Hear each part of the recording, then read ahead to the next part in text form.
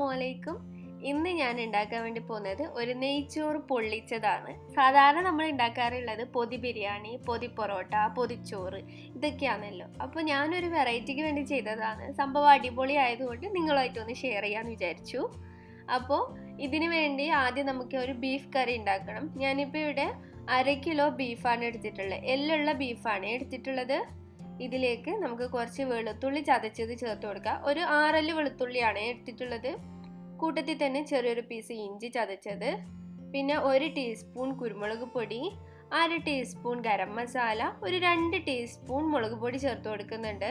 പിന്നെ പാകത്തിനുള്ള ഉപ്പ് കൂടി ചേർത്തിട്ട് നന്നായിട്ട് മിക്സ് ചെയ്യുക. അപ്പോൾ ബീഫിൽ ഇത്തിരി വെള്ളം ഉള്ളതുകൊണ്ട് തന്നെ ഞാൻ എക്സ്ട്രാ വെള്ളം ചേർക്കുന്നില്ല കേട്ടോ. അപ്പോൾ നിങ്ങൾക്ക് അടിക്ക് പിടിക്കുമെന്ന് പേടിയുണ്ടെങ്കിൽ ഒരു 1-2 ടേബിൾ സ്പൂൺ വെള്ളവും കൂടി ചേർത്ത് കൊടുക്കുക. അപ്പോൾ നന്നായിട്ട് മിക്സ് ചെയ്തതിന് ശേഷം നമുക്കിത് സ്റ്റൗവിലേക്ക് മാറ്റാം. ബീഫ് നന്നായിട്ട് തന്നെ വേവിച്ചെടുക്കണം. അപ്പോൾ ഓരോ കുക്കറിലനുസരിച്ചിട്ട് ടൈമിലൊക്കെ വ്യത്യാസം ഉണ്ടാകും. ഞാനിപ്പോൾ ചെയ്യുന്നത് ഹൈ ഫ്ലെയിമിൽ ഒരു വിസിൽ കൊടുക്കും. അതിനുശേഷം ലോ ഫ്ലെയിമിൽ ഒരു 20 മിനിറ്റ്സ് ആണ് വെക്കാറുള്ളത്. അപ്പോൾ അതാ 20 മിനിറ്റ് കഴിഞ്ഞു. കുക്കറിലെ പ്രഷറൊക്കെ പോയതിന് ശേഷമാണ് ഞാനിപ്പോൾ കുക്കർ ഓപ്പൺ ചെയ്യുന്നത്. കണ്ടില്ലേ, ബീഫൊക്കെ ഇവിടെ നന്നായിട്ട് കുക്കായിട്ടുണ്ട്. ബീഫിൽ നിന്ന് ഇറങ്ങി വന്നിട്ടുള്ള വെള്ളമാണ് കേട്ടോ ഇത്. ഈ ഒരു വെള്ളം നമുക്ക് ആവശ്യമുണ്ട്. കറിയിലേക്ക് ഈ ഒരു വെള്ളമാണ് ചേർത്ത് കൊടുക്കുന്നത്. അപ്പോൾ നമുക്ക് കറിയുടെ മസാലയൊക്കെ തയ്യാറാക്കാം. അപ്പോൾ അതിനു വേണ്ടി ഞാനിവിടെ ഒരു 6 അല്ലി വെളുത്തുള്ളി എടുത്തിട്ടുണ്ട്. ഇതിലേക്ക് ഒരു പീസ് ഇഞ്ചി ചേർത്ത് കൊടുക്കുക. അതാ ഈ ഒരു വലുപ്പത്തിലുള്ള ഇഞ്ചിയാണ് ചേർത്ത് കൊടുക്കുന്നത്. പിന്നെ ഇതിലേക്ക് 1 ടീസ്പൂൺ വലിയ ജീരകം ചേർത്ത് കൊടുക്കുക. ഒരു 1/4 ടീസ്പൂൺ ചെറിയ ജീരകവും കൂടി ചേർത്ത് കൊടുക്കുന്നുണ്ട്. ഈ ഒരു വലിയ ജീരകവും അതുപോലെ ചെറിയ ജീരകവും ചേർക്കുന്ന സമയത്ത് നമ്മുടെ ബീഫ് കറിക്ക് ഒരു പ്രത്യേക ടേസ്റ്റ് തന്നെയാണ്. അതുപോലെ തന്നെ ഇത് നന്നായിട്ട് ചതച്ചിട്ട് തന്നെ ചേർത്ത് കൊടുക്കുക കേട്ടോ. ഇതിപ്പോൾ ഇവിടെ നന്നായിട്ട് ചതച്ചെടുത്തിട്ടുണ്ട്. കണ്ടില്ലേ, ഈ ഒരു പരുവത്തിലാണ് ചതച്ചെടുത്തിട്ടുള്ളത്. അപ്പോൾ നമുക്ക് കറി ഉണ്ടാക്കാൻ വേണ്ടി തുടങ്ങാം. കറി ഉണ്ടാക്കാൻ വേണ്ടി ഞാനിവിടെ ഒരു പാനിലേക്ക് 3 ടേബിൾ സ്പൂൺ വെളിച്ചെണ്ണ ഒഴിച്ചു കൊടുക്കുന്നുണ്ട് കേട്ടോ. വെളിച്ചെണ്ണയിൽ ചെയ്യുമ്പോഴാണ് കുറച്ചും കൂടി നല്ലൊരു ടേസ്റ്റ് ഉണ്ടാവുക. ഇനി ഇതിലേക്ക് ആദ്യം നമ്മൾ ചേർത്ത് കൊടുക്കുന്നത് നമ്മൾ ചതച്ച് വെച്ചിട്ടുള്ള ഇഞ്ചി, വെളുത്തുള്ളി, ജീരകമൊക്കെ ഉണ്ടല്ലോ, അത് ആദ്യം ഇട്ട് കൊടുക്കുക. എന്നിട്ട് ഇതൊന്ന് മൂത്ത് വരണം കേട്ടോ. ഇനി ഇതിലേക്ക് ചെറിയുള്ളിയാണ് ഞാൻ ചേർത്ത് കൊടുക്കുന്നത്. ഒരു 25ഓളം ചെറിയുള്ളിയാണ് ഞാനിപ്പോൾ എടുത്തിട്ടുള്ളത്. അത് ഇതുപോലെ കട്ട് ചെയ്തെടുത്തിട്ടുണ്ട്.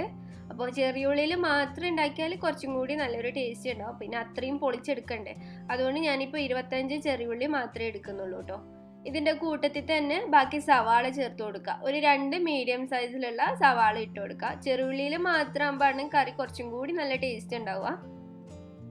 അപ്പോൾ ഇതിനെ നന്നായിട്ട് വഴറ്റിയെടുക്കാൻ വേണ്ടത്. അപ്പോൾ സവാള പെട്ടെന്ന് വഴന്നിട്ടാണ് ഞാൻ ഇത്തിരി ഉപ്പ് ചേർത്ത് കൊടുക്കുന്നുണ്ട്. കുറച്ച് മതിയാവും കേട്ടോ, കാരണം ബീഫ് നമ്മൾ ഉപ്പിട്ടിട്ട് വേവിച്ചതാണല്ലോ, അതുകൊണ്ട് കുറച്ച് മാത്രം ഉപ്പിട്ട് കൊടുക്കാം. ഇതിൻ്റെ കൂട്ടത്തിൽ തന്നെ ഞാൻ കുറച്ച് കറിവേപ്പില കൂടി ഇട്ട് കൊടുക്കുന്നുണ്ട്. ഇനി സവാള നന്നായിട്ട് വഴറ്റിയെടുക്കാം. നല്ലൊരു ബ്രൗൺ കളറായിട്ട് കിട്ടണം കേട്ടോ. നല്ല ബ്രൗൺ കളർ ആകുമ്പോഴാണ് കറിക്ക് നല്ലൊരു ടേസ്റ്റ് ഉണ്ടാകുന്നത്. അപ്പോൾ സവാളയ്ക്ക് ഇവിടെ നന്നായിട്ട് വഴറ്റിയെടുത്തിട്ടുണ്ട്. ഇനി ഇതിലേക്ക് തക്കാളി ചേർത്ത് കൊടുക്കുക. ഞാനിപ്പോൾ ഇവിടെ ഒരു തക്കാളിയാണ് എടുത്തിട്ടുള്ളത്. പിന്നെ ഇതിൻ്റെ കൂട്ടത്തിൽ തന്നെ 5 പച്ചമുളക് കൂടി ചേർത്ത് കൊടുക്കുന്നുണ്ട്. അപ്പോൾ അതൊക്കെ നിങ്ങൾ എരിവിനനുസരിച്ചിട്ട് ചേർത്ത് കൊടുക്കുക കേട്ടോ. അപ്പോൾ തക്കാളിയും കൂടി നന്നായിട്ട് വഴന്ന് ഉടഞ്ഞു വരുന്ന സമയത്ത് നമുക്കിതിലേക്ക് പൊടികൾ ചേർത്ത് കൊടുക്കണം. ഞാനിപ്പോൾ ഇവിടെ 1 ടീസ്പൂൺ തന്നെ കുരുമുളക് പൊടി ചേർത്ത് കൊടുക്കുന്നുണ്ട്. പിന്നെ 2 ടീസ്പൂൺ മുളക് പൊടി, 1 ടീസ്പൂൺ മല്ലിപ്പൊടി, 1/2 ടീസ്പൂൺ ഗരം മസാല, ഒരു 1/4 ടീസ്പൂൺ മഞ്ഞൾപ്പൊടി, ഇത്രയാണ് ചേർത്ത് കൊടുക്കുന്നത്. അപ്പോൾ പൊടികളൊക്കെ ചേർത്ത് നന്നായിട്ട് മിക്സ് ചെയ്തതിന് ശേഷം നമ്മൾ വേവിച്ച് വെച്ചിട്ടുള്ള ബീഫ് ഉണ്ടല്ലോ, അത് ആ ഒരു വെള്ളത്തോട് കൂടി തന്നെ ചേർത്ത് കൊടുക്കുക.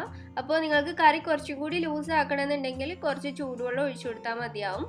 ഞാനിപ്പോൾ ഈ ഒരു വെള്ളത്തിൽ തന്നെയാണ് ഇത് നന്നായിട്ട് തിളപ്പിച്ചെടുക്കുന്നത്. ഇതിന് നമുക്ക് ഹൈ ഫ്ലെയിമിൽ തന്നെ ഇട്ടിട്ട് നന്നായിട്ട് തിളപ്പിച്ചെടുക്കുക. ആ ഒരു മസാലയൊക്കെ ബീഫിൽ നന്നായിട്ട് പിടിക്കട്ടെ. ഇനി അവസാനമായിട്ട് ഞാൻ ഇതിലേക്ക് കുറച്ച് മല്ലിയിലയും അതുപോലെ കുറച്ച് കറിവേപ്പില കൂടി ചേർത്ത് കൊടുക്കുന്നുണ്ട്. കറി ഇപ്പം നന്നായിട്ട് തിക്കായി വന്നിട്ടുണ്ട്. ഞാനിപ്പോൾ ഈ ഒരു പരുവത്തിലാണ് എടുക്കുന്നത്. ഒരുപാട് അങ്ങ് തിക്കാക്കി എടുക്കുന്നില്ല കേട്ടോ. അപ്പോൾ അതാ ഇത്രയും ലൂസ് ഉണ്ട്. അത് കുറച്ചും കൂടി ഇരിക്കുന്ന സമയത്ത് ഇത്തിരി കൂടി ഒന്ന് തിക്കായിട്ട് കിട്ടിക്കോളും. ഇനി നമുക്കിത് അടച്ച് വെക്കാം. ഇനി അടുത്തതായിട്ട് നമുക്ക് നെയ്ച്ചോറ് കൂടി ഉണ്ടാക്കാം. അപ്പോൾ ഇനി നമുക്ക് ഉടനെ തന്നെ നെയ്ച്ചോറ് ഉണ്ടാക്കാം. നെയ്ച്ചോറ് ഉണ്ടാക്കാൻ വേണ്ടി ഞാനിവിടെ ഒരു പാത്രത്തിലേക്ക് നെയ്യാണ് ചേർത്ത് കൊടുക്കുന്നത്. 2 ടീസ്പൂൺ നെയ്യ് എടുത്തിട്ടുണ്ട് കേട്ടോ. നെയ്യിന് പകരം വേണമെങ്കിൽ ഇത്തിരി ഓയിലാക്കിയാലും മതിയാവും. പക്ഷേ നല്ലൊരു ടേസ്റ്റ് കിട്ടണമെങ്കിൽ നെയ്യ് തന്നെ ചേർത്ത് കൊടുക്കണം. ഇനി ഇതിലേക്ക് 2 പീസ് പട്ട, 3 ഏലക്കായ, ഒരു 4-5 ഗ്രാമ്പും കൂടി ചേർത്ത് കൊടുക്കാം. അതുപോലെ തന്നെ 2 ബേ ലീവ്സ് എടുത്തിട്ടുണ്ട്. പിന്നെ ഒരു ഉള്ളിയുടെ പകുതി കട്ട് ചെയ്തത് കൂടി ഇട്ട് കൊടുക്കുന്നുണ്ട്. അതുപോലെ തന്നെ കുറച്ച് കറിവേപ്പിലയും കൂടി ഇട്ട് കൊടുക്കുക. കറിവേപ്പില ഇടുന്ന സമയത്ത് നെയ്ച്ചോറിന് നല്ലൊരു ഫ്ലേവർ ആയിരിക്കും. ഇത് ചെറുതായിട്ടൊന്ന് വഴറ്റിയെടുക്കുക. ഒരുപാട് അങ്ങ് കളറൊന്നും മാറി വരണ്ട കേട്ടോ. ഈ സമയത്ത് നമുക്കിതിലേക്ക് വെള്ളം ഒഴിച്ചു കൊടുക്കാം. ഞാനിപ്പോൾ 2 കപ്പ് അരിയാണ് എടുത്തിട്ടുള്ളത്. അപ്പോൾ 1 കപ്പ് അരിക്ക് 1.5 കപ്പ് വെള്ളം എന്നുള്ളതിൽ 3 കപ്പ് വെള്ളമാണ് ഞാൻ മൊത്തത്തിൽ എടുത്തിട്ടുള്ളത്.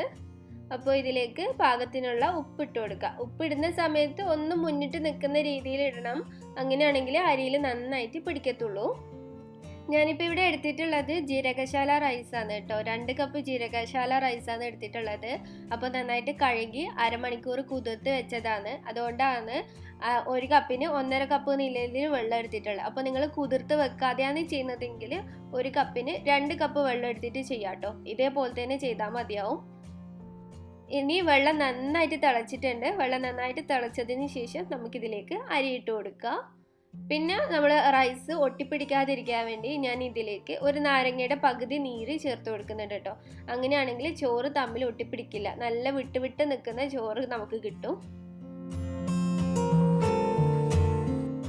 അപ്പോൾ അതേ നെയ്ച്ചോറിലുള്ള വെള്ളമൊക്കെ ഏകദേശം വറ്റിയിട്ടുണ്ട്. വെള്ളം മുഴുവനായിട്ട് വറ്റിയിട്ടില്ല. മുകൾ ഭാഗത്ത് കുറച്ചുകൂടി വെള്ളം ഉണ്ട് അത്രേ. കണ്ടില്ലേ, ഈ ഒരു പരുവത്തിലാണ് ഇപ്പോൾ ഉള്ളത്. ഇനി നമുക്ക് ഫ്ലെയിം കുറക്കാം. ഇത്രയും സമയം ഹൈ ഫ്ലെയിമിൽ ഇട്ടിട്ടാണ് വെള്ളം വറ്റിച്ചെടുത്തിട്ടുള്ളത്. ഇനി ലോ ഫ്ലെയിമിൽ 20 മിനിറ്റാണ് ഞാൻ വെക്കുന്നത്. അതിൻ്റെ ഇടയ്ക്ക് ഇളക്കി കൊടുക്കുകയൊന്നുമില്ല. 20 മിനിറ്റ് ലോ ഫ്ലെയിമിൽ അടച്ചു വെക്കാം. അപ്പോഴേക്കും തന്നെ നമ്മുടെ ചോറ് ഇവിടെ റെഡി ആയി കിട്ടും. അപ്പോൾ അതാ 20 മിനിറ്റ് കഴിഞ്ഞിട്ട് ഞാൻ ഫ്ലെയിം ഓഫ് ചെയ്തു. അത് കഴിഞ്ഞ് 5 മിനിറ്റ് കൂടി കഴിഞ്ഞിട്ടാണ് ഞാനിപ്പോൾ ഓപ്പൺ ചെയ്ത് നോക്കുന്നത്. നമ്മുടെ ചോറ് ഇവിടെ നന്നായിട്ട് റെഡി ആയിട്ടുണ്ട്. ഒന്നും അടിക്ക് പിടിക്കും ഒന്നും പ്രശ്നമൊന്നും ഉണ്ടാവില്ല കേട്ടോ. നിങ്ങൾ ഇതുവരെ ഇങ്ങനെ ഉണ്ടാക്കിയിട്ടില്ലെങ്കിൽ ഇങ്ങനെ ഉണ്ടാക്കി നോക്കൂ. കണ്ടില്ലേ, നല്ല വിട്ട് നിൽക്കുന്ന ചോറ് തന്നെ കിട്ടിയിട്ടുണ്ട്. ഇതിനെ നന്നായിട്ടൊന്ന് മിക്സ് ചെയ്തെടുക്കുക. അടിയെ തന്നെ നന്നായിട്ടൊന്ന് മിക്സ് ചെയ്ത് യോജിപ്പിച്ചെടുക്കുക. ഇനി നമുക്ക് ഈ ഒരു നെയ്ച്ചോറ് പൊള്ളിച്ചെടുക്കണമല്ലോ. അപ്പോൾ അതിന് വേണ്ടി ഞാനിവിടെ വാഴയിലയൊക്കെ വാട്ടി എടുത്തിട്ടുണ്ട്. ഇതിൻ്റെ മുകളിൽ ഒരു ചെറിയൊരു പീസ് വാഴയില കൂടി വെച്ച് കൊടുക്കുന്നുണ്ട് കേട്ടോ. കാരണം നമ്മളിത് മടക്കി വെക്കുന്ന സമയത്ത് പൊട്ടിപ്പോയാലോ, അതുകൊണ്ട് തന്നെ ഒരു ചെറിയ പീസ് വാഴയില കൂടി ഒന്ന് വെച്ച് കൊടുത്തിട്ടുണ്ട്. വാഴയില വാട്ടിയെടുക്കാൻ വേണ്ടി ശ്രദ്ധിക്കണേ, അല്ലെങ്കിൽ മടക്കുമ്പോൾ കീറിപ്പോവും. ഇനി നമുക്കിതിലേക്ക് നെയ്ച്ചോറ് വെച്ച് കൊടുക്കാം. അപ്പോൾ ഞാൻ ഈ ഒരു നെയ്ച്ചോറിലേക്ക് ഉള്ളി ഫ്രൈ ചെയ്തതും കാഷ്നട്ട് ഫ്രൈ ചെയ്തതും ഒന്നും ഇട്ട് കൊടുക്കുന്നില്ല കേട്ടോ. കുറച്ച് സിമ്പിളായിട്ടാണ് ഈ ഒരു നെയ്ച്ചോറ് ഉണ്ടാക്കുന്നത്. അപ്പോൾ നിങ്ങൾക്ക് അതൊക്കെ താല്പര്യം ഉണ്ടെങ്കിൽ ഇതിൻ്റെ മുകളിൽ കുറച്ച് ഉള്ളിയും അതുപോലെ കാഷ്നട്ടും കിസ്മിസൊക്കെ ഫ്രൈ ചെയ്തത് കൂടി ഇട്ട് കൊടുക്കാം കേട്ടോ. ഇനി ഇതിലേക്ക് നമ്മുടെ ബീഫ് കറി കൂടി വെച്ച് കൊടുക്കാം. അപ്പോൾ നമ്മുടെ ബീഫ് കറി കണ്ടില്ലേ, കുറച്ച് ഇരിക്കണ സമയത്ത് ഇത്തിരി കൂടി ഒന്ന് തിക്കായിട്ടാണ് ഉണ്ടാവുക. അപ്പോൾ ഞാൻ ആ ഒരു പരുവത്തിലെടുത്തത് ഇതുപോലെ തിക്കായിട്ട് കിട്ടുമെന്നുള്ളതുകൊണ്ടാണ് കേട്ടോ. അപ്പോൾ നിങ്ങൾ ആവശ്യത്തിനനുസരിച്ചിട്ട് ബീഫ് കറി കൂടി ചേർത്ത് കൊടുക്കുക. ഇതിൻ്റെ കൂടെ ഞാൻ ഒരു തൈരിൻ്റെ സാലഡും അച്ചാറും ആണ് ഉണ്ടാക്കിയിട്ടുള്ളത്. പക്ഷെ ഇത് പൊള്ളിച്ചെടുക്കുന്നതുകൊണ്ട് തന്നെ ഇലയിൽ വെച്ച് കൊടുക്കുന്നില്ല കേട്ടോ. കാരണം നമ്മളിത് ചൂടാക്കി എടുക്കുന്നതുകൊണ്ട് തന്നെ ടേസ്റ്റ് മാറണ്ട വിചാരിച്ചിട്ട് ഞാൻ ചേർത്ത് കൊടുക്കുന്നില്ല. ഇനി നമുക്ക് ഇല മടക്കിയെടുക്കാം. അപ്പോൾ വേണമെങ്കിൽ നിങ്ങൾക്ക് കിഴി പോലെ കെട്ടിയെടുക്കാം. അപ്പോൾ ഞാനിത് പൊള്ളിച്ചെടുക്കുന്നതുകൊണ്ട് തന്നെ ഇതുപോലെ പൊതിഞ്ഞെടുക്കാന്ന് ചെയ്യുന്നത്. അപ്പോൾ അതാ ഞാനിതിവിടെ നന്നായിട്ട് പൊതിഞ്ഞെടുത്തിട്ടുണ്ട്. ഇല കീറിപ്പോയിട്ടൊന്നുമില്ല കേട്ടോ. അതുകൊണ്ട് വാട്ടിയിട്ട് തന്നെ മടക്കിയെടുക്കാൻ വേണ്ടി ശ്രദ്ധിക്കുക. ഇനി നമുക്കിത് കെട്ടി വെക്കണമല്ലോ. അപ്പോൾ ഞാൻ വാഴയിലയുടെ തന്നെ ചെറിയൊരു പീസ് എടുത്തിട്ടാണ് ഇതുപോലെ കെട്ടി വെക്കുന്നത്.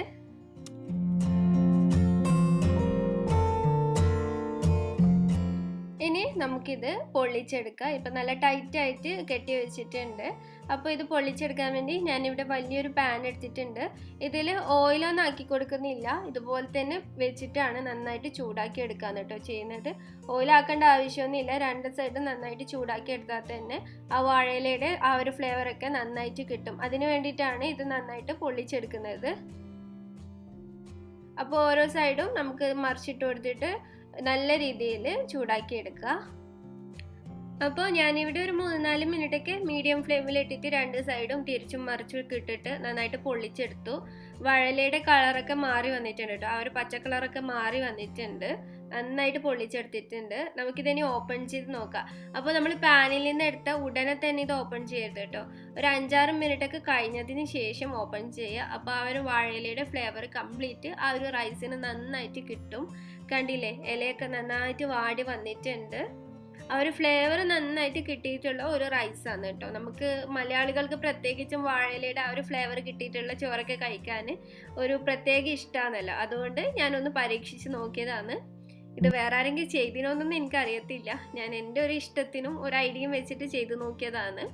അപ്പോൾ നിങ്ങളും ഒരു തവണ ഇങ്ങനെ ട്രൈ ചെയ്ത് നോക്കാം. നല്ലൊരു ടേസ്റ്റ് ഉണ്ടായിരുന്നു കേട്ടോ. അതുകൊണ്ടാണ് ഞാൻ ഇതൊരു വീഡിയോ ആക്കിയിട്ട് ഷെയർ ചെയ്യുന്നത്. ഇതിൻ്റെ കൂടെ ഞാൻ തൈര് വെച്ചിട്ടുള്ളൊരു സാലഡ് ഉണ്ടാക്കിയിട്ടുണ്ട്. പിന്നെ കൂടെ തന്നെ ഈത്തപ്പഴത്തിൻ്റെ അച്ചാറാണുള്ളത്. ഇത്രയാണ് ഉണ്ടാക്കിയിട്ടുള്ളത്. അപ്പോൾ നിങ്ങൾക്ക് എല്ലാവർക്കും ഈ ഒരു നെയ്ച്ചോറ് പൊള്ളിച്ചത് ഇഷ്ടപ്പെട്ടു എന്ന് ഞാൻ വിശ്വസിക്കുന്നു. ഇഷ്ടമായിട്ടുണ്ടെങ്കിൽ തീർച്ചയായിട്ടും ലൈക്ക് ചെയ്യാനും അതുപോലെ തന്നെ ഇത് മറ്റുള്ളവർ കാണണമെന്ന് ആഗ്രഹിക്കുന്നുണ്ടെങ്കിൽ ഒന്ന് ഷെയർ ചെയ്ത് കൊടുക്കണേ. നിങ്ങൾ എൻ്റെ ചാനൽ ഇതുവരെ സബ്സ്ക്രൈബ് ചെയ്തിട്ടില്ലെങ്കിൽ പ്ലീസ് ഒന്ന് സബ്സ്ക്രൈബ് ചെയ്ത് എന്നെ സപ്പോർട്ട് ചെയ്യുക. വീണ്ടും നല്ലൊരു വീഡിയോ ആയിട്ട് വരാം. അതുവരേക്കും എല്ലാവരും ഹാപ്പി ആയിട്ട് ഇരിക്കുക, സേഫ് ആയിട്ട് വീട്ടിൽ തന്നെ ഇരിക്കുക കേട്ടോ. താങ്ക്